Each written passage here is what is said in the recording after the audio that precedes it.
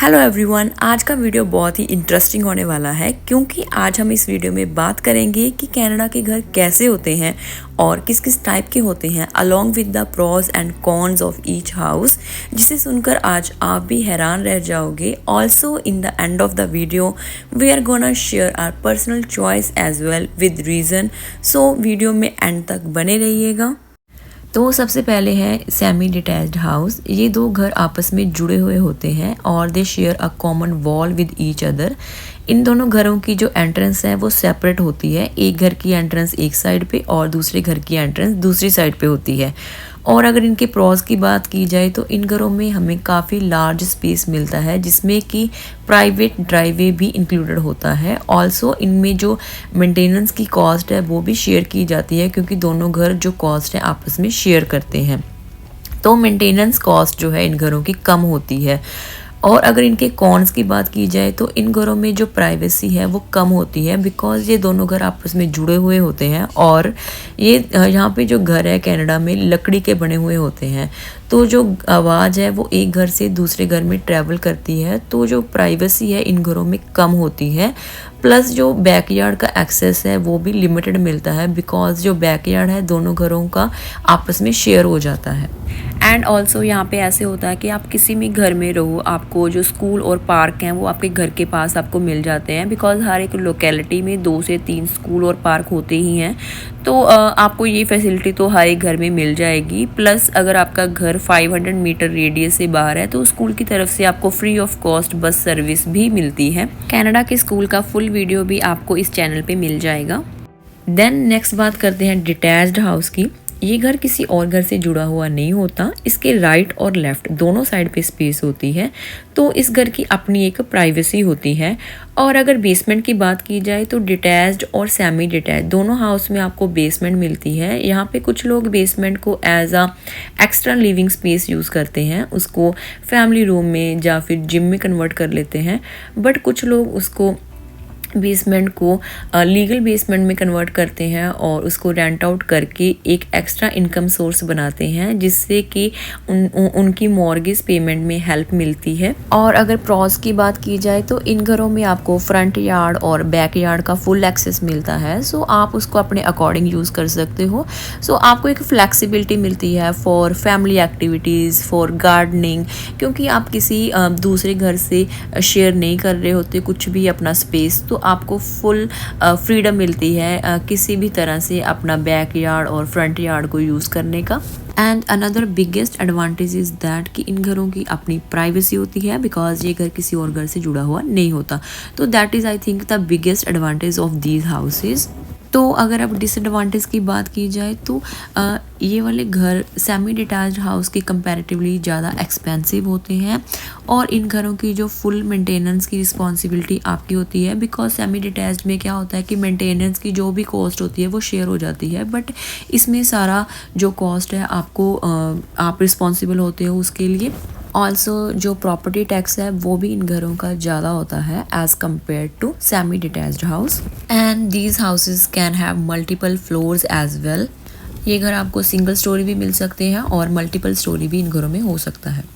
And also you have full freedom of renovation. आप कैसे भी इसको रीबिल्ड करना है, रिकन्स्ट्रक्ट करना है, तो उसका फुल फ्रीडम मिलता है आपको, बिकॉज सेमी डिटैच्ड हाउस में आपको जो है वॉल वो अपने नेबर्स के साथ शेयर करना होता है, तो आपको उनकी भी लाइक सजेशन लेना होता है फॉर रीबिल्डिंग और रिकन्स्ट्रक्टिंग एनीथिंग और रेनोवेटिंग। सो इसमें आपको ये वाला फुल फ्रीडम मिलता है। और समटाइम सेमी डिटैच में इन सब चीज़ों की वजह से कन्फ्लिक्ट्स भी हो जाते हैं, तो डिटैच हाउस में आपको ये प्रॉब्लम भी फेस नहीं करनी पड़ती। देन नेक्स्ट बात करते हैं अपार्टमेंट्स की। अपार्टमेंट्स बिल्डिंग में होते हैं और इनका जो मेंटेनेंस का खर्चा है वो कम होता है, क्योंकि आउटर साइड के पार्ट के लिए जो मैनेजमेंट होती है और जो प्रॉपर्टी कंपनीज होती हैं वो रिस्पॉन्सिबल होती हैं। ऑल्सो जो अपार्टमेंट्स हैं दे offer you more facilities like pool और जिम, तो आपको बिल्डिंग में ही जिम और पूल की फैसिलिटी मिल जाती है। इसके लिए आपको अपनी बिल्डिंग से बाहर नहीं जाना पड़ता, तो विंटर टाइम में it's very good option also. Also जो अपार्टमेंट्स हैं they are more cheap as compare to other houses like semi detached house और detached house. So this is a very good option for the newcomers because ये affordable होते हैं in terms of rent. इनका जो rent है वो दूसरे घरों के मुकाबले कम होता है। बट अपार्टमेंट्स में आपको स्पेस बहुत कम मिलता है एंड ऑल्सो प्राइवेसी का भी इशू रहता है एज जो सारे अपार्टमेंट्स हैं एक दूसरे से अटैच्ड होते हैं। ऑल्सो आपको काफ़ी रिस्ट्रिक्शंस होती हैं क्योंकि आप अगर लाइक लेट नाइट पार्टी करना चाहते हो तो आप नहीं कर सकते हो। But it depends on person to person, क्योंकि कुछ लोग होते हैं जो लेट नाइट पार्टी करना लाइक नहीं करते, या फिर उनके लिए this is a very good option. जो पीस चाहते हैं रात को तो उनको होता है कि so they can adjust very well in these apartments. But जिन लोग को फ्रीडम चाहिए उनके लिए ये गुड ऑप्शन नहीं है। Then again it depends on person to person. अगर कुछ लोग अपना जो रेंट के अकॉर्डिंग देखें तो उनके लिए ये वाला it's a good option for them. But अगर if they want more freedom और दे वांट लेस रिस्ट्रिक्शंस तो उनके लिए this is not a good option. Then they can choose basement, क्योंकि बेसमेंट यहाँ पे सिंगल बेडरूम भी आपको मिल जाती हैं और if you want 2 bedroom basement और 3 बेडरूम तो आप वो भी ले सकते हो। देन नेक्स्ट बात करते हैं बंगलोज़ की। तो जो कनाडा में बंगलोज़ होते हैं और डिटैच्ड हाउस होते हैं वो ऑलमोस्ट सेम होते हैं, बट इनमें एक डिफरेंस होता है कि जो डिटैच्ड हाउस होते हैं वो मल्टी स्टोरी भी हो सकते हैं, बट बंगलोज़ आपको सिंगल स्टोरी ही मिलते हैं। यहाँ पे हर एक चीज़ आपको सिंगल लेवल पे मींस एक ही लेवल पे मिलेगी, चाहे वो किचन हो, चाहे वो डाइनिंग एरिया हो, लिविंग रूम हो, फैमिली रूम हो, सब कुछ आपको एक ही लेवल पे मिलता है। तो मोस्टली ये वाले जो बंगलोज़ हैं जो सीनियर्स होते हैं या फिर एल्डरली पीपल होते हैं वो लेना ज़्यादा प्रेफर करते हैं बिकॉज इसमें ज़्यादा स्टेप्स नहीं होती, स्टेयर्स नहीं होती। 1-2 स्टेप्स होते हैं वो बेसमेंट के लिए होते हैं, बट बाकी सब कुछ आपको एक ही लेवल पे मिलता है।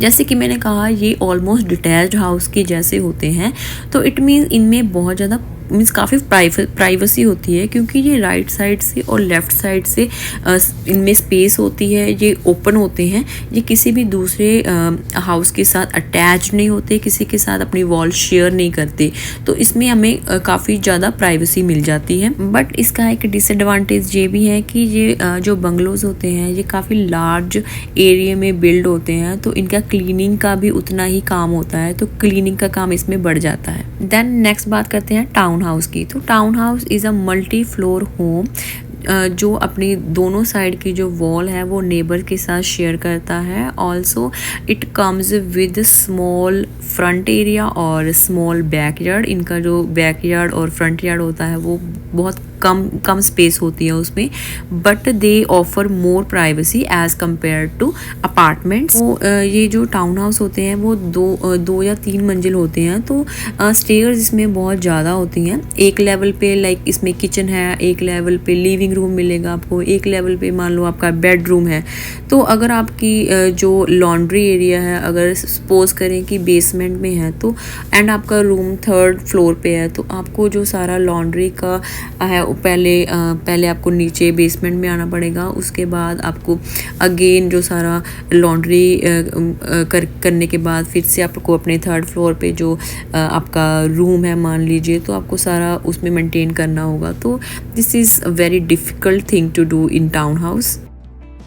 And now it's the time to share our personal opinion. So I will go with the detached house because इन घरों में आपको प्राइवेसी मिलती है और फ्लेक्सिबिलिटी और फ्रीडम होता है अपने घर का स्पेस किसी भी तरह से यूज़ करने का। और if you want to rebuild और renovate your house so you can do it without any interference of your neighbours. तो ये थे कनाडा के घर और इन घरों की खासियत।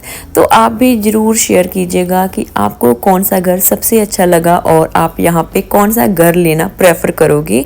और अगर आपके कनाडा के घरों के रिलेटेड कुछ और भी क्वेश्चंस हैं तो आप कमेंट करके पूछ सकते हो। एंड ऑल्सो आप अपना ओपिनियन भी शेयर करना बिल्कुल भी मत भूलिएगा कि आपको कौन सा घर सबसे अच्छा लगा। And I hope you enjoyed watching this video. And आपको इस चैनल पे ऐसे ही इंफॉर्मेटिव वीडियोस मिलती रहती हैं, तो चैनल को सब्सक्राइब करना बिल्कुल मत भूलिएगा और वीडियो को एक लाइक कर दीजिएगा। See you in the next video. Thank you for watching.